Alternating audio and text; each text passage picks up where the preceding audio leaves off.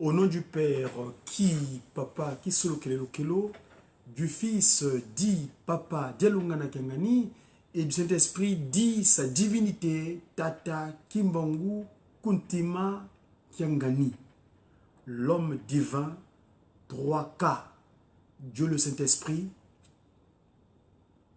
patron de la 4e et dernière génération, chef spirituel et représentant légal du kimongisme. Le média qui s'approche vers vous aujourd'hui, je viens dans votre outil de communication dans le cadre de cet exercice communicationnel concernant le message de la bonne nouvelle. Parce que le média, le multimédia de Tata Kimbangu, média, il y a le résumé de ce qu'on appelle comme phrase le messager africain divinement zélé. Donc, dans le cadre de ce média, moi, votre humble serviteur Diakongo Nkwamazaï Diamandombe, né Madzumu, M-A-D-Z-O-U, mais ce qui est mon patron, mon action de travail sur terre, messager africain divinement zélé pour l'officiation de l'union matérielle de l'ordre universel. Et donc le multimédia Takimangu, donc le messager pour une évangélisation divinement inspirée des activités de Takimangu, en ce jour 30 octobre l'an 2018, vous savez que l'an 2018 c'est l'année centenaire. Parce que Papa Mfumwa Longo, le dernier, troisième fils de Tata Simon Kimbangu, donc, qui est son incarnation, sa première incarnation, parce que Papa Simon Kimbangu, qui est Dieu le Saint-Esprit, celui-là même qui a été envoyé par le Seigneur Jésus-Christ dans sa promesse, donc l'accomplissement de la promesse de notre Seigneur Jésus-Christ de Nazareth, qui avait annoncé que j'irai au Père et je demanderai qu'il vous envoie le consolateur. Et ce consolateur, celui qui est venu, le paraclet, donc pour rendre l'humanité en harmonie, c'est-à-dire compléter le brebis qui était égaré, le ramener dans la bergerie. Et c'est le rôle que Tata Kimbangu a joué. Et dans ce rôle-là, le corps premier qu'il avait porté de 1887, le 12 septembre au 12 octobre 1951, eh bien, ce corps-là s'est transfiguré en Papa Mfumwa Longo Diangenda Kuntima le 22 mars 1918. Et donc, en l'an 2018, nous célébrons le centenaire Papa Mfumwa Longo, Tata Kuntima Diangenda, et nous voulons un peu montrer comment Tata Kimbangu, deuxième, donc Tata Mfumwa Longo Kuntima Diangenda, dans ces différentes actions ici-bas sur Terre. Ici, donc, comme je vous ai toujours dit, que mon support de travail, c'est ce document compilé par le docteur Banzouzi, concernant le kimongisme. Vous savez, le kimongisme, c'est la nouvelle civilisation, la nouvelle manière de vie des humains sur Terre. Tout humain, et là je pèse le mot, c'est-à-dire le muntu, wantu, le tout. Donc, ici dans le livre numéro 7, appelé le livre de la clandestinité, je vais lire au chapitre 22, du premier verset, si Tata Kimbangu le permet, j'irai jusqu'au 20e. Il est en fait état de quoi ici? Suivez avec moi, j'espère, je serai fidèle à la lecture, parce que quelquefois il m'arrive de dire quelques mots qui ne sont pas dans le texte. Mais là, je vais essayer d'être fidèle, si vous le voulez bien. Donc, je vais prendre la parole, évidemment, comme j'étais au tout début, au nom de Papa Kisolokele, le Père, Papa Dialungana, le Fils et le Saint-Esprit, Tata Diangenda, Kuntima, donc les trois ont Tata Simon Kimbangu Kiangani, le chef spirituel et représentant légal du kimongisme. En début de l'an 1948, Papa Simon Kimbangu désigna son fils Papa Joseph Diangenda Kuntima comme successeur à la tête de son institution spirituelle, autrement dit, Église. Ce dernier lui notifia par écrit son refus à une telle charge. En réponse à sa lettre, son père confirma son choix et lui demanda de l'accepter. Papa Joseph Diangenda Kuntima lui écrit une seconde fois pour lui dire qu'il était trop jeune, qu'il n'y avait qu'il y avait sa mère, ses frères, plus âgés que lui, et même les collaborateurs de son père qui pouvaient assumer cette tâche. Malgré ses protestations, son père maintint la décision et il dut alors se soumettre. Verset 3. En l'an 1948, le cabinet du gouverneur Peigneux fut transféré à Léopoldville, capitale de la colonie du Congo belge. En tant que membre de ce cabinet, Papa Joseph Diengenda Kuntima quitta le Kasaï et vint habiter à Léopoldville le 19 mai 1948 dans la rue Kalembelembe, dans le quartier Kambambare. La rue Kalembelembe dans le quartier Kabambare. Sa présence à Léopoldville ne pouvait pas passer inaperçue des populations indigènes et les autorités coloniales le savaient.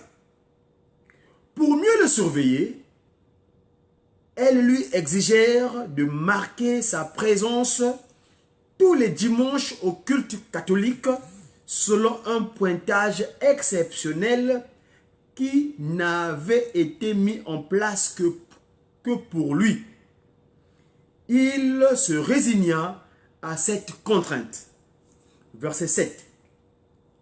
Dans la ville de Léopoldville, le fils de Papa Simon Kimbangu, Dieu le Saint-Esprit, retrouva un de ses amis d'enfance en la personne de Papa André Wete. Dans son enfance, Papa André Wete n'avait jamais été scolarisé, comme le furent les autres enfants de Tisville. Là, je fais allusion à Mbanzangongo actuel. Ses parents s'étant abstenus à cause de l'enseignement subversif qui était dispensé. Il devint maçon, puis couturier. À la demande de son oncle Papa Luzolanou, il alla exercer son métier de couturier à Léopoldville. C'est l'actuel Kinshasa. Sasa Kimbangu. Donc la racine de Kimbangu. Au bout de quelques années, il se reconvertit en commerçant et se maria à une femme d'origine Baluba. La venue de Papa Joseph Diengenda Kuntima à Léopoldville avait auparavant été annoncée par le Seigneur à Papa André Wete. Et ce dernier fut conditionné par l'Esprit Saint afin de travailler avec celui qui venait d'arriver dans sa ville. Papa Simon Kimbangu lui était apparu et il lui avait dit, donc là c'est Tata Kimbangu qui parle, à Papa Wete André. Tata Wete, c'est moi ton Seigneur qui t'ai fait venir à Léopoldville. Tu as été choisi pour travailler avec mon fils qui va arriver bientôt auprès de toi. Par votre action, vous sauverez les villes de Brazzaville et Léopoldville qui sont corrompues, comme le furent jadis Sodome et Gomorrhe.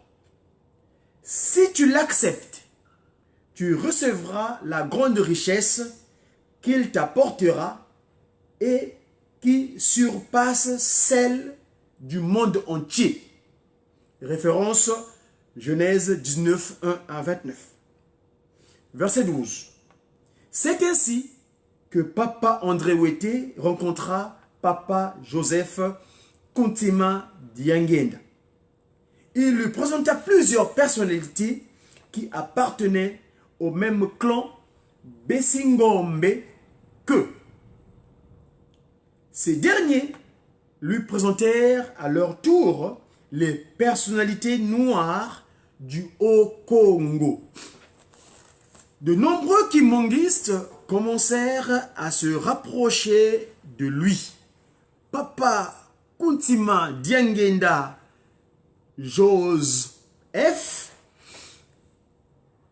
évita de trop s'exposer afin de ne pas mettre en danger la liberté de ses fidèles, car le kimongisme était interdit par le gouvernement colonial.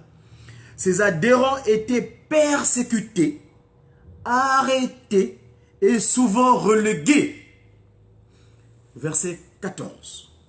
Il agissait avec une grande sagesse, une grande prudence afin d'assumer au mieux la mission divine dont il se savait investi. D'autant plus que sa venue à Léopoldville n'avait pas plu à tout le monde. Certains indigènes craignaient de perdre tous leurs acquis occultes en voyant le rôle qu'allait jouer le fils de Tata Kimbangu, Dieu le Saint-Esprit. Verset 15. De nombreuses personnes, se réclamant de la tradition kimongiste, lui demandèrent de les aider à faire revivre leur foi.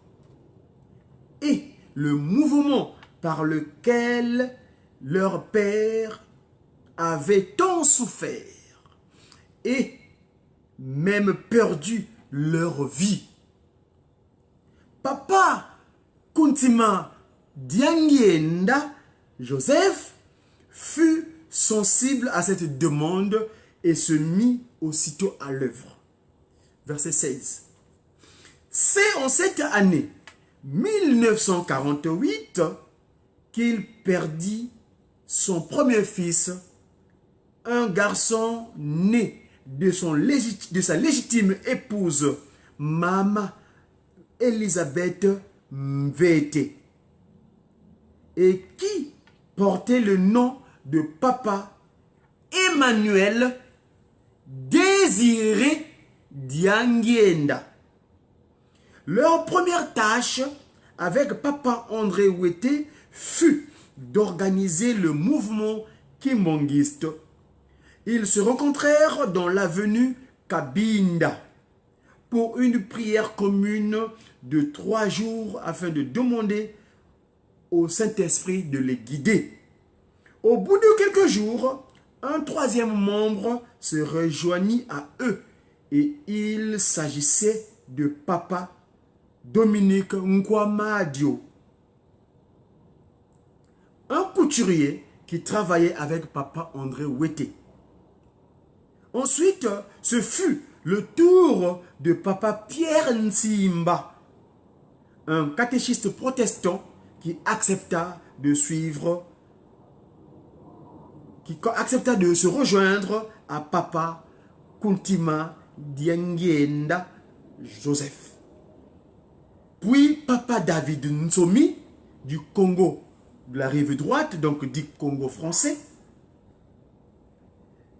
Des réunions de prières furent organisées durant tout le temps que Papa Kuntima Diangenda Joseph passa à Léopoldville. En moins de 2 ans, la communauté kimongiste clandestine connut un renouveau. Papa Kuntima Diangenda Joseph fut plébiscité à la tête de ce mouvement et fut reconnu comme successeur légitime de son père, malgré la présence de chefs charismatiques comme Tata Emmanuel Bamba et Tata Simon Ntoko. Et pour construire cette activité issue donc des sacrifices que nos parents ont donnés, sa divinité, Tata Kuntima Diangenda, poursuivra son activité. Et ici, s'il vous plaît, si vous le permettez, j'ai encore quelques minutes pour vous faire état de l'extension du renouveau à Mbanza Kimbangu, aujourd'hui appelé malencontreusement Brazzaville. Donc ce nom de Brazza, un violeur de femmes, franc-maçon, investi à la marine marchande, violeur de la nièce du roi Makoko, qui lui permit, par sa manière d'être, vu qu'il était investi par des pratiques occultes maçonniques, en violant la fille de Makoko, ce dernier Brazza, donc Savano du Petre du Brazza, en violant la nièce de Makoko, ça lui a permis, par cet acte d'adultère, de kobo, comme il dirait, de violence vis-à-vis de la nièce de Makoko, domina la cour de Mbé. D'où la reine Ngalifuru portait ce casque. Je vous donne un repère. Allez sur mon compte, vous verrez mon grand frère, dans la recherche historique, Tata Théophile Obenga, le déclare très bien. C'est disponible sur mon compte YouTube, Wenda Kubatele Dia Congo. Tout le monde dit Godi Dia Congo.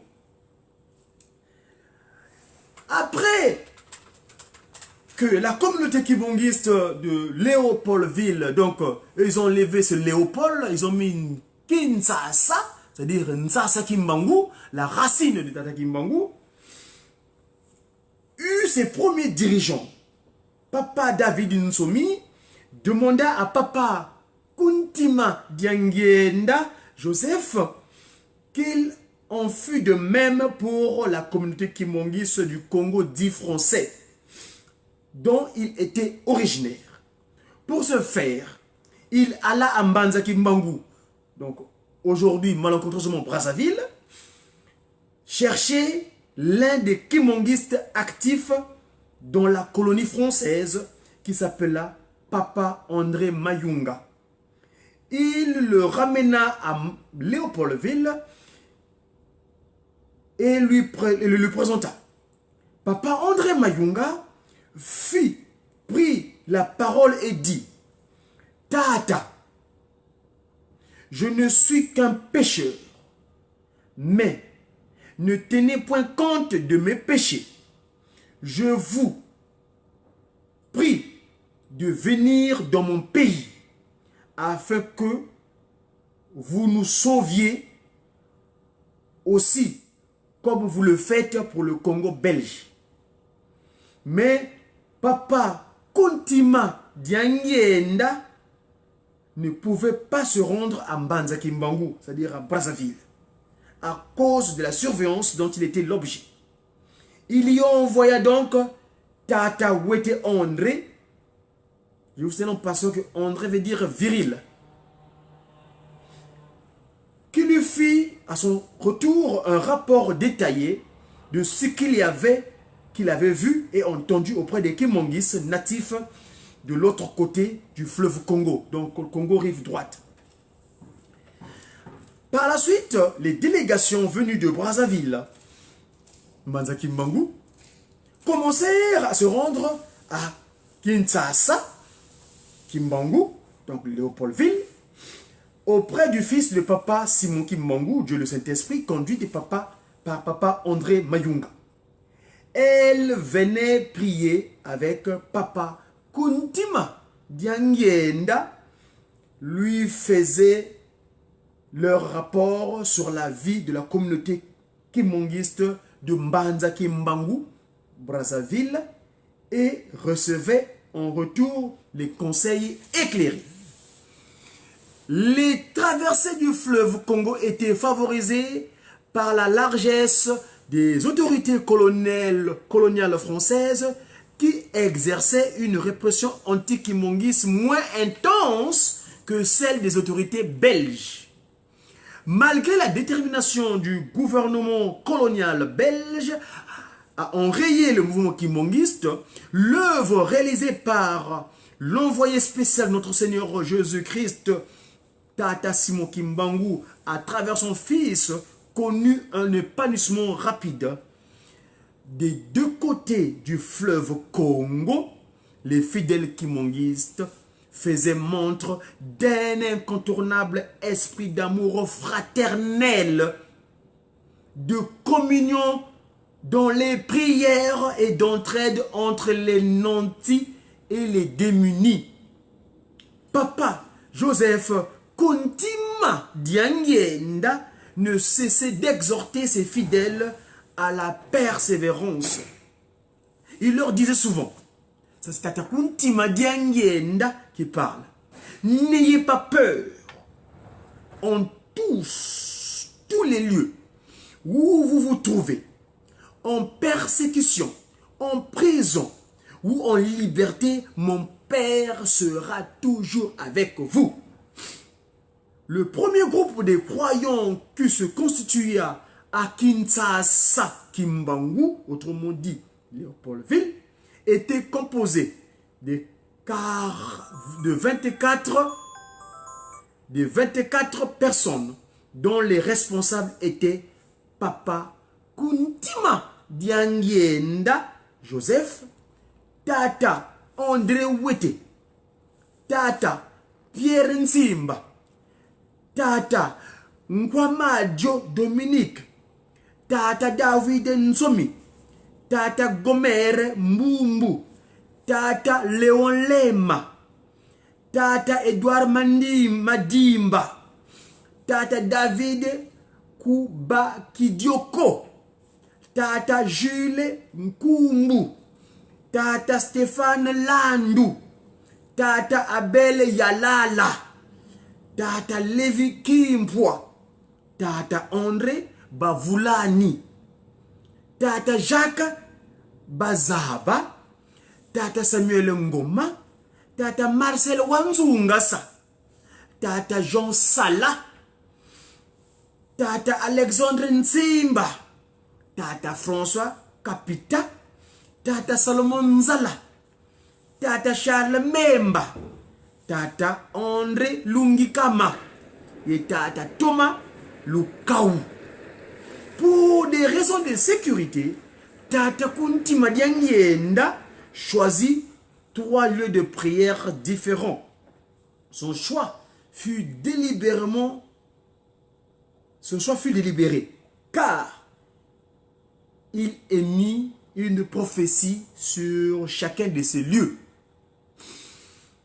Le premier lieu de prière était situé dans l'actuelle zone de Lingwala, au centre-sud de la ville, sur la première avenue de Kabinda, à l'emplacement précis où se trouvait l'organisation du transport en commun du Zaïre OTCZ. C'est au moment de sa dernière prière en cet endroit qu'il prophétisa que plus tard, il y s'installera une entreprise d'intérêt public. Le deuxième lieu de prière se trouvait dans l'actuelle zone de Kakingabwa, à l'est du centre de la ville, aux bordures du fleuve Congo. Il fit la même prophétie d'une installation future d'une entreprise sur ce lieu. Le troisième lieu de prière était à Lutendele, à l'ouest de la ville, sur un plateau boisé surplombant les rapides du fleuve Congo. C'est aussi à partir de cet endroit que Papa Kuntima Diangenda traversa clandestinement le fleuve pour aller visiter les fidèles de Mbanza Kimbangu, dit Braza des francs-maçons. Sur ce lieu que l'envoyé du Christ fut jeté dans le fleuve, il prophétisa que plus tard, à cet endroit appartiendra à l'institution spirituelle du Tata Kimbangu, donc l'église kimbanguiste. En notre temps, c'est sur ces lieux que se trouve la faculté de théologie kimbanguiste, les habitations des missionnaires et les enseignements qui y travaillent, et aussi les plantations réalisées par les femmes et les jeunes kimonguistes. Durant l'année 1948, Tata Kuntima Diangenda, Joseph et son épouse Nkaka Bibimvete Elisabeth venaient souvent s'y recueillir en prière et méditation. Pour limiter de nombre de personnes risquant d'être surprises en pleine prière et arrêtées par les autorités coloniales qui étaient constamment à leur recherche, les fidèles furent dans les différents quartiers, furent disséminés plutôt dans différents quartiers de la ville. Quelques-uns dans les quartiers furent Mbake Kazavubu, autres centre-ville, Kinshasa au nord, Njili au sud-ouest et Kintambo à l'ouest. De nos jours, ces lieux de prière sont devenus des paroisses. Tout le monde dit des paroisses qui mouillissent. Chaque groupe avait son responsable qui était en contact avec Tata Kuntima Diangenda. Ces différents responsables transmettèrent leur rapport à ce dernier qui les orientait selon les besoins. Les prières se faisaient entre 23h et minuit, au moment où le monde dormait, pour permettre aux fidèles de rentrer furtivement chez eux sans être repérés. Ce sont les fidèles qui faisaient preuve de foi et de courage. Malgré ces persécutions, certains d'entre eux furent quand même arrêtés et déportés loin de leur famille. Ce fut le cas de Tata Emmanuel Bamba, qui fut arrêté le 29 juillet 1950 et incarcéré à la prison centrale d'Elisabethville, où se trouvait déjà Tata Kimbangu Ier. Après avoir chanté dans la chorale de Papa Simon Ntoko, Papa Emmanuel Bamba, travailleur à la compagnie maritime belge, devint directeur d'une autre chorale protestante à Léopoldville. Pour sa largesse d'esprit, il autorisa les kimongistes à aller chanter dans sa chorale. Par voie de conséquence, ceux-ci le prirent pour l'un des leurs. La chorale de Papa Emmanuel Bamba avait coutume de faire des tournées d'évangélisation dans le Congo central, actuel à l'époque Bas-Congo, où elle animait des manifestations protestantes. Un jour, dans son bureau de travail, il reçut un appel téléphonique. Il décrocha le combiné et entendu son interlocuteur lui dire: Tata Emmanuel Bamba, je vous appelle en Kamba. Je me trouve aussi à Léopoldville, en même temps que je suis prisonnier à Elisabethville. Je suis aussi en Europe. Et je sais que vous me cherchez. Et la communication prit fin sur ces paroles. Après son travail, il se rendit chez Papa Kuntima Diangenda pour lui narrer ce qu'il venait de vivre avec un large sourire complice. Ce dernier lui répondit: je suis certain que c'est lui qui vous a téléphoné. Enfin, son père, évidemment, Tata Kimbangu. Finalement, Emmanuel Bamba se mit à accueillir de kimongistes aux répétitions qui se tenaient à son domicile de jour en jour. Ce qui se comportait plus en kimongiste qu'en protestant. Il se comportait plus en kimongiste qu'en protestant. Il fut finalement arrêté et déporté à Elisabethville. C'était donc, je suis désolé mes amis, le temps est parti, l'occupation pécuniaire me demande d'interrompre ma communication. Je vous laisse en vous souhaitant un très bel après-midi, ou l'umukiamote, comme je dirais, parce que je ne distingue pas. C'était le déjeuner du Mediaki en ce jour 30 octobre 2018. Diakongo, comment ça m'a nommé? J'ai sa divinité, Tata Kimbangu Kuntima Diangenda. À très bientôt. Merci.